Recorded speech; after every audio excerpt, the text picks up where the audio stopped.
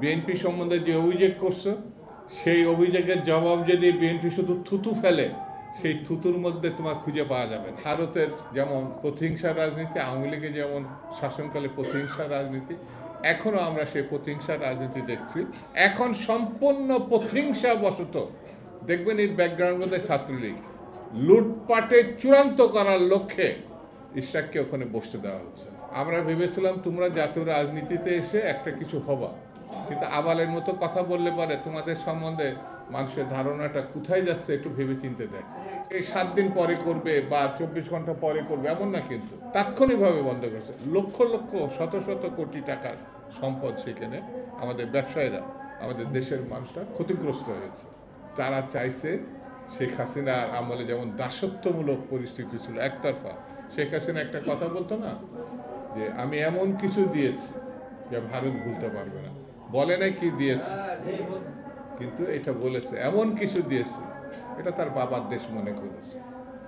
এটা তো এই দেশের জনগণের দেশ, এই দেশের মানুষের রক্ত অর্জিত মুক্তিযুদ্ধের মধ্য দিয়ে দেশ স্বাধীন হয়েছে।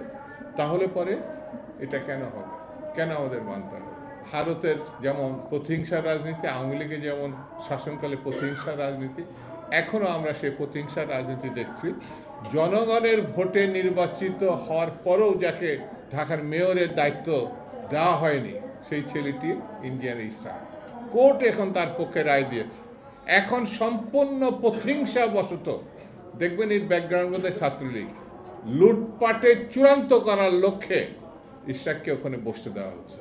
কোর্টের আইন যদি না মানা হয় তাহলে তাকে বন্য এবং ফ্যাসিস্ট বলা হয়। সরকার কি সেই লাইনে যাচ্ছে কিনা এখন বলবো না। আরেকটা আওয়ালই বলবো, এতই ছোট যে এগুলো আওয়ালের মতো কথা বলছে যে আওয়ামী লীগের কাছ থেকে টাকা নিয়ে বিএনপি রাজনীতি করে। বাবা, বিএনপি যখন রাজনীতি করছে তোমার বাপেরও জন্ম হয় না, তোমার তো জন্ম হয় না। বিএনপির কি দেখছো? বিএনপি যখন রাজনীতি শুরু করছে, বাংলাদেশের কৃষকের, শ্রমিকের, মেহনতি মানুষের উন্নয়নের নেতৃত্ব দিয়েছে শহীদ জিয়া রহমান। কইছিলা বাবা, কথা বলার আগে একটু চিন্তা করবা।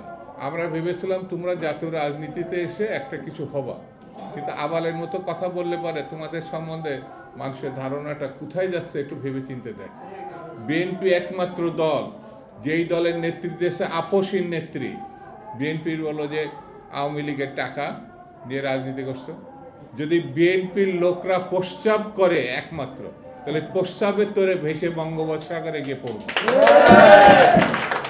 সবকিছুর একটা সীমা থাকতে হবে। এমন কোনো কথা বলবা না যে কথার দায়িত্ব নিতে পারবা না। বিএনপি সম্বন্ধে যে অভিযোগ করছো সেই অভিযোগের জবাব যদি বিএনপি শুধু থুতু ফেলে, সেই থুতুর মধ্যে তোমার খুঁজে পাওয়া যাবে না। RICL TMX, যুগের পর যুগ স্থাপনা থাকে মজবুত। এই ধরনের প্রতিহিংসামূলক দৃষ্টিভঙ্গি নিয়ে রাজনীতি করা ঠিক হবে না। দেশ যেদিকে যাচ্ছে সেখানে সন্দেহ বিশ্বাস বাড়ছে। সেখানে সরকারের প্রতি মানুষের যে সমর্থন, আশা ছিল, বিশ্বাস ছিল, সেই সমর্থন, বিশ্বাস, আশা আস্তে আস্তে টুটে যাচ্ছে। এই জিনিসটি এই সরকারকে বুঝতে হবে। আমরা ডক্টর ইউনূসের মধ্য দিয়ে বাংলাদেশে একটি ভালো নির্বাচন করার প্রত্যাশা করি, কিন্তু ডক্টর ইউনূস যদি ফেল করেন তাহলে পরে স্বাভাবিক কারণে কেয়ারটেকার সরকার যেটি সংবিধানে আগে ছিল সেটা ফিরিয়ে আনতে হবে। সেটিও সুপ্রিম কোর্টকে আমি অনুরোধ করব, যদি এই সরকার ফেল করে সুপ্রিম কোর্টের দায়িত্ব আছে একটি গণতান্ত্রিক বিধি ব্যবস্থা ফিরিয়ে আনার। সেটি এখন মামলার শেষ ধাপে আছে। সেই জন্যে সুপ্রিম কোর্টেরও দায়িত্ব আছে জনগণ, দেশ এবং গণতন্ত্রকে রক্ষা করা। সেই জন্যে ডক্টর মোহাম্মদ ইউনূসকে অতি সতর্কতার সঙ্গে পরিস্থিতি অনুধাবন করে একটি ভালো নির্বাচনের দিকে তিনি যাবেন এই প্রত্যাশা করি।